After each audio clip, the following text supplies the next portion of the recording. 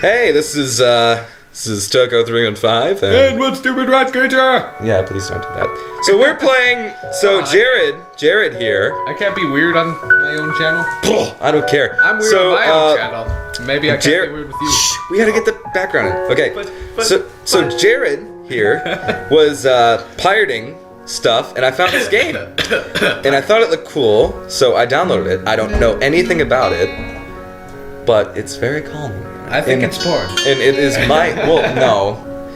So we're doing this video, kind of in the dark, completely, and I have no clue what. I think I know what the genre is. It's a scene by scene. Okay, thing. so is it like a point and click game? No, I think it's like a story. Oh, so it's not even a game then? No, it is. A light breeze causes the naked branches overhead to rattle like wooden wind chimes. This is a popular retreat for couples in the summer. The delicious trees provide a beautiful green canopy. Shut up! The deciduous trees canopy fall out of the sight of the teachers and fellow students. But now, late in winter, it feels like I'm standing under a pile of kindling. Shut up. I breathe into my cup hands and rub them together furiously to prevent Furiously? No, we have to do this seriously. But no, that's the whole point. Just how long am I expected to wait out here anyway? I'm sure the note said 4 o'clock p.m. Ah, yes, the note. Slipped between the pages of my math book while I wasn't looking. As far as cliches go, I'm more of a fan of the letter in the locker, but at least that would show us a little bit of initiative. As I ponder the meaning of the note, the snowfall gradually thickens. The snowflakes silently falling from the white-painted sky are the only sign to time passing in a stagnant world. The slow descent upon the frozen forest makes it seem like time is slowed to a crawl. The rustling of dry snow underfoot startles me. Interrupting the quiet mood, someone is approaching me from behind. Hisayo, you came? Don't say it like English. Don't try this first. Yeah, I'm not. Hisayo. That's his name. A hesitating, barely audible question. However, I recognize the owner of that dainty voice instantly. Okay. I feel my heart skip a beat. Oh great, I'm dainty. I think I'm gonna screw you. I'm gonna pull you over and do it like this. It's a voice. God damn it. Sorry, you're screwed up the video. It's a voice I've listened to hundreds of times, but never more than an eavesdropper to a conversation. That's creepy. I'm creepy. I turn to face this voice, the voice of my dreams, and my heart begins to race. Voice of your dreams. I'm sexy. Wait, who's me? This is you. You're all the girls. I'm this guy. You're everybody else. You're Hisayo. Julie! I got a note telling me to wait here. Julie? I can't speak Japanese. Julie? It was yours? Iwanako. How was that hard to say? Iwanako. Damn it! I spent all afternoon trying to come up with a good line, and that was the result. Pathetic. You fucking idiot. Yes. I asked a friend to give you that note. I'm so glad you got it. Please try to sound feminine. A shy, joyous smile that makes me so tense I couldn't move a single muffle, even if I tried. A single muffle? Oh, shit. What? My heart is pounding now. If it was trying to burst from my chest and claim this girl for itself. That was actually kind of disturbing there. So, here we are. Out in the cold. Once again, the wind stirs up the branches. The capanous noise makes music. Capanous? I don't know! I don't say words. Cacophonous. Whatever. Cacophonous. You are hilarious. Okay. Iwanako flinches ever so softly against the gust of wind. As it passes, she rights herself, as if supported by some new confidence. Her eyes lock with mine. She lazily twirls her long dark hair around her finger. All the while, the anxious beating in my heart grows louder. Oh, not that again. My throat tight. I doubt I could even force a word out if I tried. You see, I wanted to know if you'd go out with me. I stand there, motionless save for my pounding heart. I want to say something in reply, but my vocal cords feel like they've been stretched beyond the breaking point. Hisayo? I reach out to try to massage my throat, but it only sends spikes of blinding pain amongst my arms. Hisaya! My whole body freezes save for my eyes, which shoot open in terror.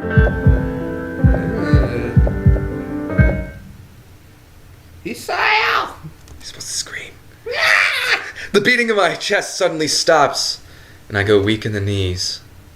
The world around me, the canopy of bare branches, the dull winter sky, Awanako running towards me.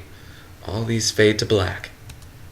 The last things I remember before slipping away are the sounds of Iwanako screaming for help and the incessant clatter of the branches above. Ooh, That's scary. that is.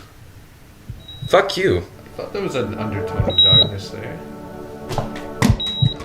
Four Leash Studios presents Oh, here we go. I have heard of them. Sounds familiar. Katawa Shoujo. Make fun of Japanese names. I do love Japan. Japanese. What is that? Is that the... That's the IV drip. Yeah. That's actually really good. You have to think about how it would produce like that. You know, how long it would take, because they have to draw that. I mean, they do it Yeah, with of course. computers, but it's still. Still would take a while. Yeah. That's why, hey guys, What? I don't know. Don't. That's not a name, is it? It is. This is like Japan and like Okay, everywhere. well, Japan is, Doomfest. climatic. Doomfest. Mike Inel. That's actually a really That good sounds like a normal name. name. Delta. That's a very nice name there. Shh, no, stop. I don't enjoy it. Something big just happened. Yes, he nearly had a heart attack. Well, he did have a heart attack. Cardiac arrest, dude. Same thing.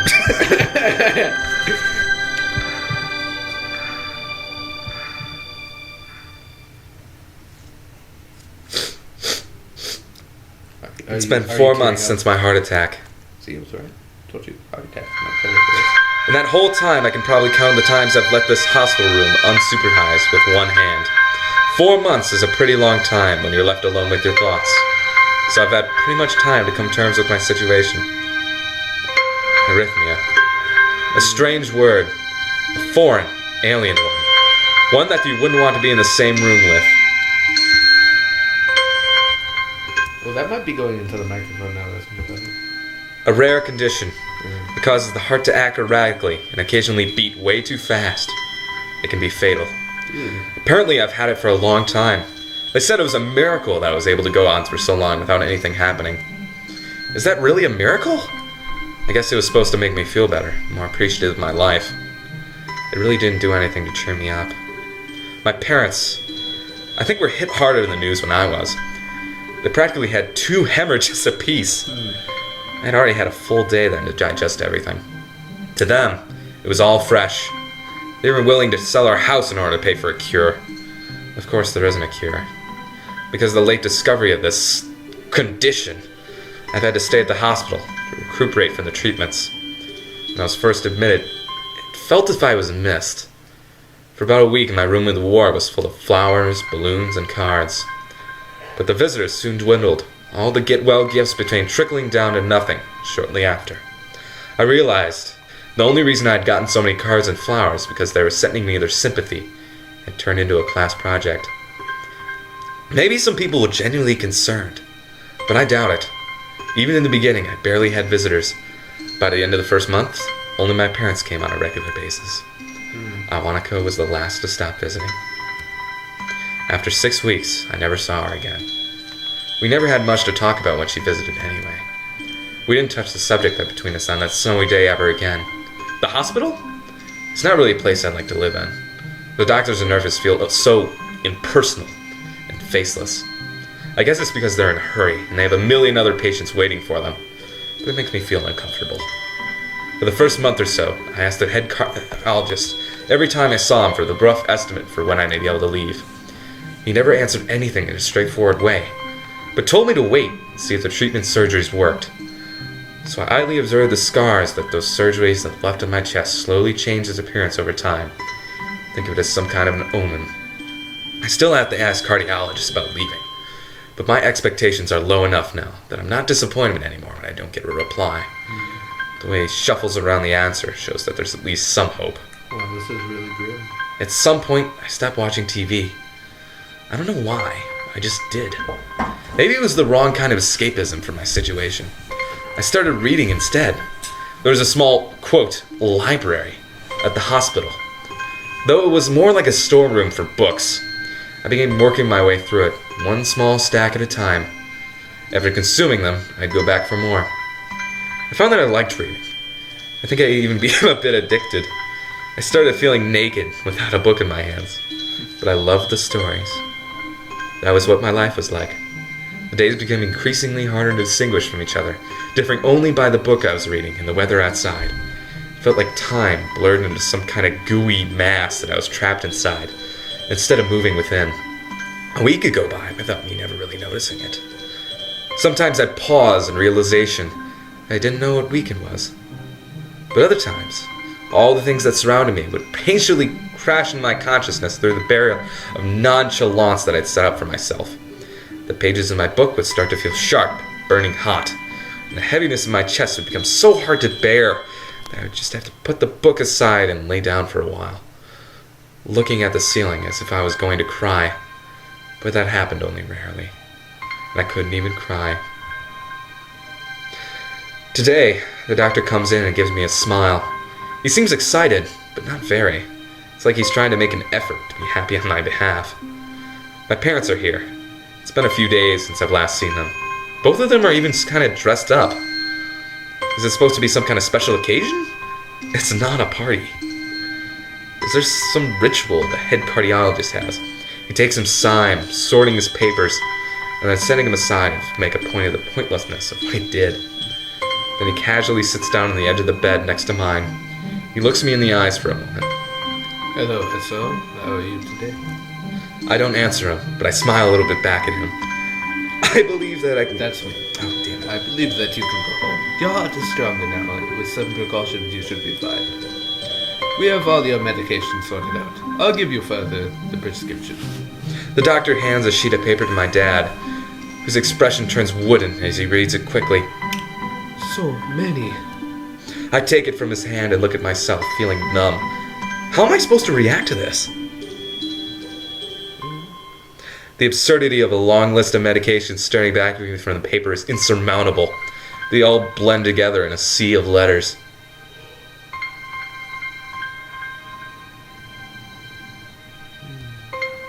This is insane. Side effects, adverse effect, I don't even know what that word is. And dosages are listed in line after line with cold precision. I try to read them, but it's so futile. I can't understand any of it. Attempting only makes me feel sicker. All of this? For the rest of my life? Every day? I'm afraid this is the best we could do at this point.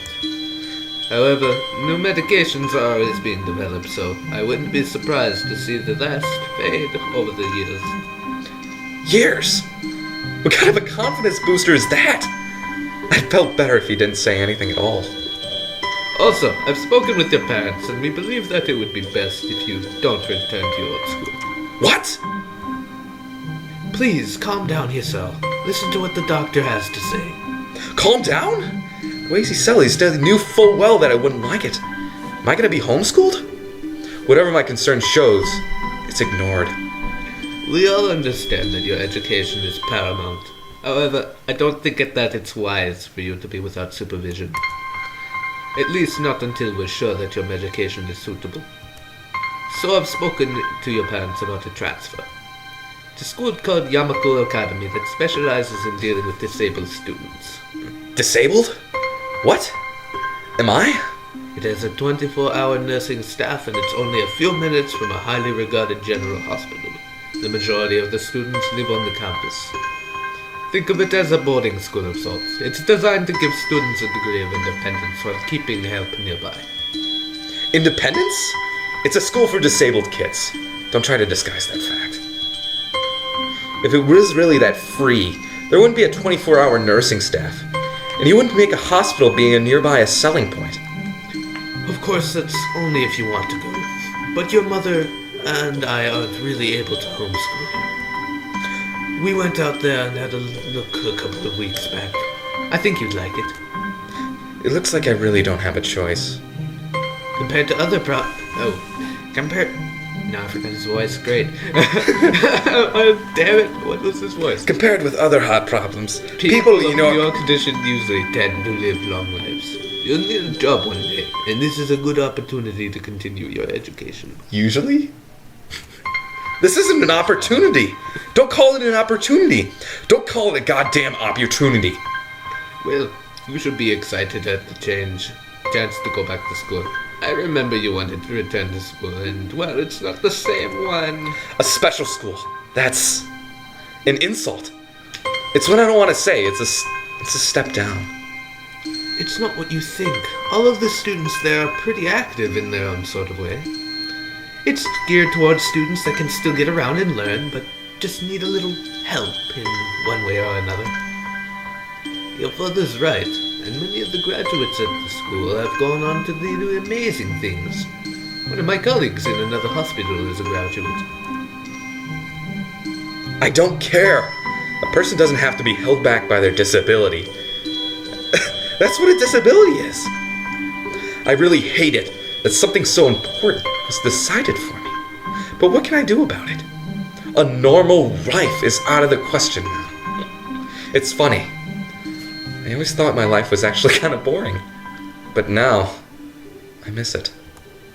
I want to protest. I want to blame this lack of reaction on shock or fatigue. I could easily yell out something now or something about how I can go back to school anyway, but no. I don't say anything. The fact is that I know it's futile. I look around the room feeling very tired of all this. The hospital, doctors, my condition, everything. I don't see anything that would make me feel any different. There really isn't a choice. I know this, but the thought of going to disabled school... What are those even like? As much as I try to put a positive spin on this, it's very difficult. But let me try. A clean slate isn't a bad thing. That's all I can think of to get me through this. At least I still have something, even if it's a special school. It's something. It's a fresh start. My life isn't over. It would be a mistake just to resign myself to thinking that. At the very least, I'll try to see what my new life will look like.